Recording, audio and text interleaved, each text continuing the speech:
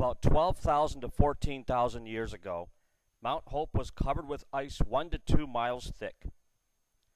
As the glacier receded, cracks appeared in the ice, and these crevices became rivers of water and gravel. When the mile-high ice sheets finally melted, these riverbeds were left as ridges created from all the rock and rubble that had been deposited by the following river. In geological terms, these ridges are called eskers. One such esker snakes its way through much of Mt.Hope Cemetery. The Seneca Indians used it as a trail from the Bristol Hills south of Rochester to Lake Ontario on the city's northern border. For them, it provided a continuous high path through the moraine and visibility of valleys around them. Today, this esker is a principal vehicular lane through the cemetery and is called Indian Trail Avenue.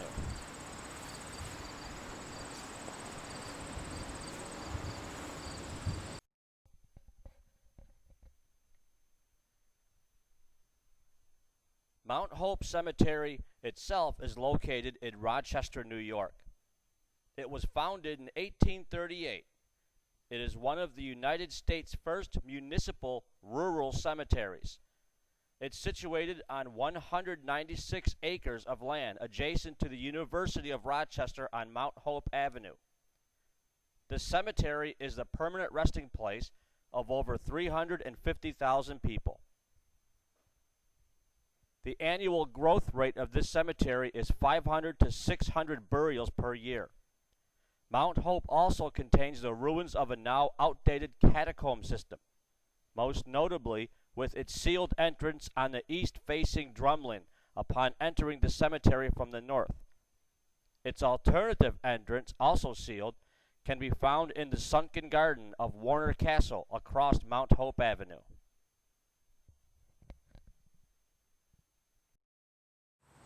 One curious thing I have noticed about a lot of the mausoleums here is the doorways to a lot of them are bricked and cemented in.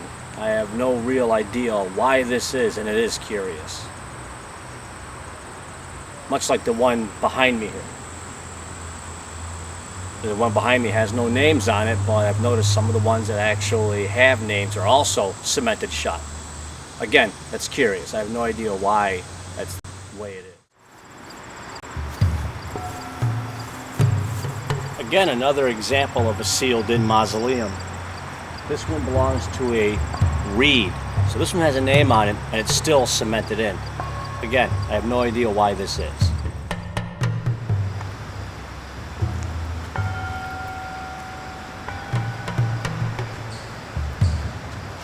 And yet again, another sealed-in mausoleum. I wonder if this is being done to these crypts to discourage grave robbing.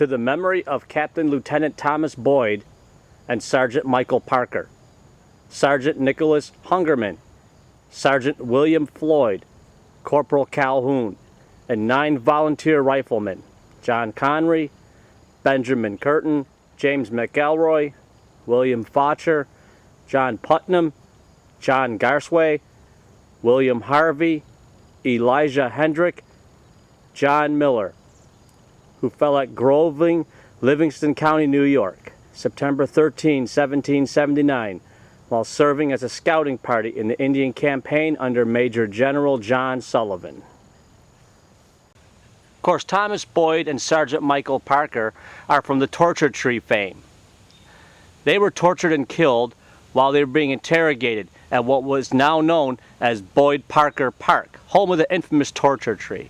The torture tree is where they were actually bound by their intestines and interrogated and tortured until dead.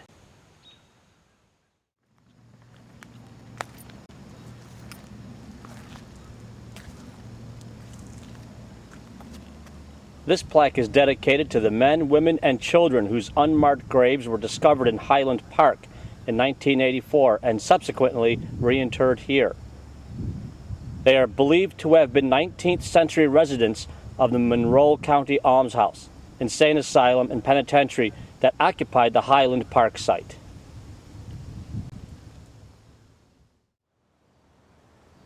On fame's eternal camping ground, their silent tents are spread, and glory guards with solemn round the bivouac of the dead.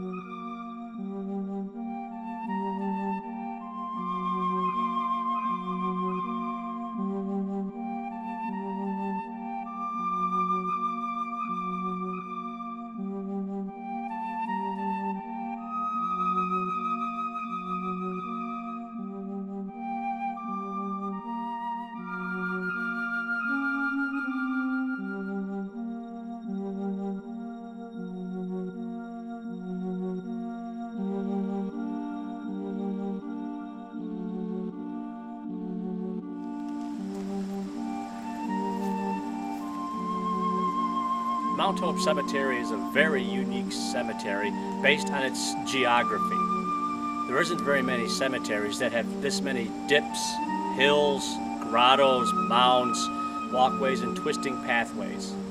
There are cul-de-sacs and there are actual craters here at Mt.Hope Cemetery. And somehow the architects who had put all the bodies to rest here found unique ways to actually make it work with the topography.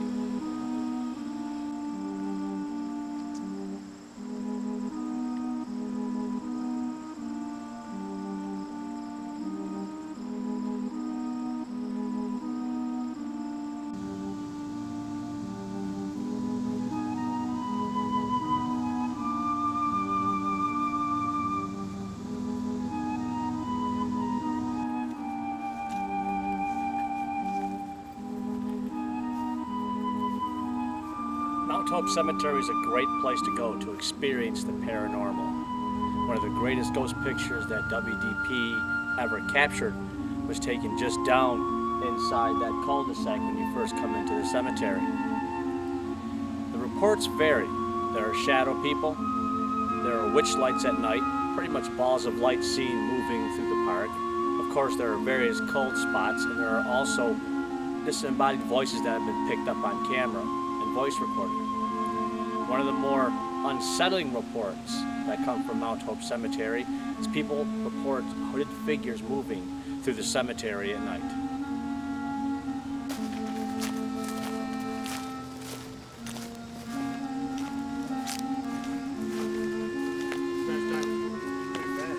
Are they?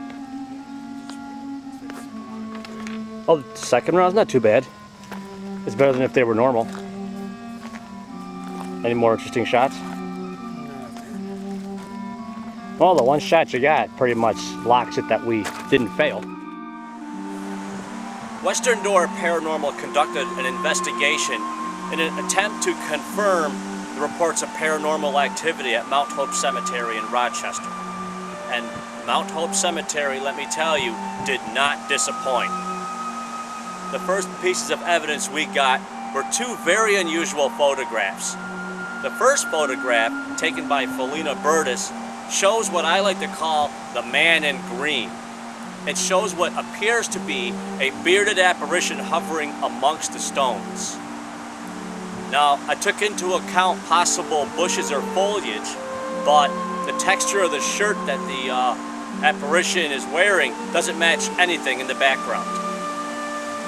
The other bit of evidence was taken by Mike Carney, and it shows a blue light coming down from the sky amongst the trees.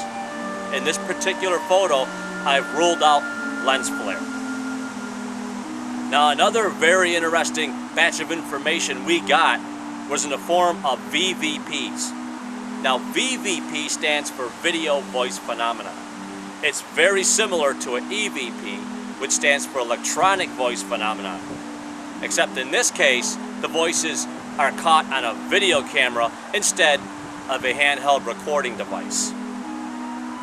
Now, the voices that we caught themselves almost sounds like an entire conversation. But the fact is, they were caught on different frames in different places in the cemetery. The first VVP says, "We're over here." Now the next one says, "Cool." And the third one says, "Here." Now, after that one, we have a very disconcerting one that sounds almost like a dynamic growl. Now, the third VVP I have is probably one of the best Class A VVPs I have ever caught. The voice actually comes out and refers to me as Wiccan. Now, this is very important for a lot of reasons. There are a lot of skeptics out there that believe EVPs are actually just voices pulled from radio waves, from television, cell phone, and the like, and they just happen to come through on camera. Now, this is unique in the fact that it actually targets and refers to me personally based on the jewelry, the pentagram that I'm wearing. And it automatically assumes that I'm straight Wiccan, and it actually says so. So the fact that it targets me rules out any kind of actual sound wave interference. This was a legit spirit referring to me personally. So we did get a lot of really good information to help confirm that there's definitely something going on at Mt.Hope Cemetery.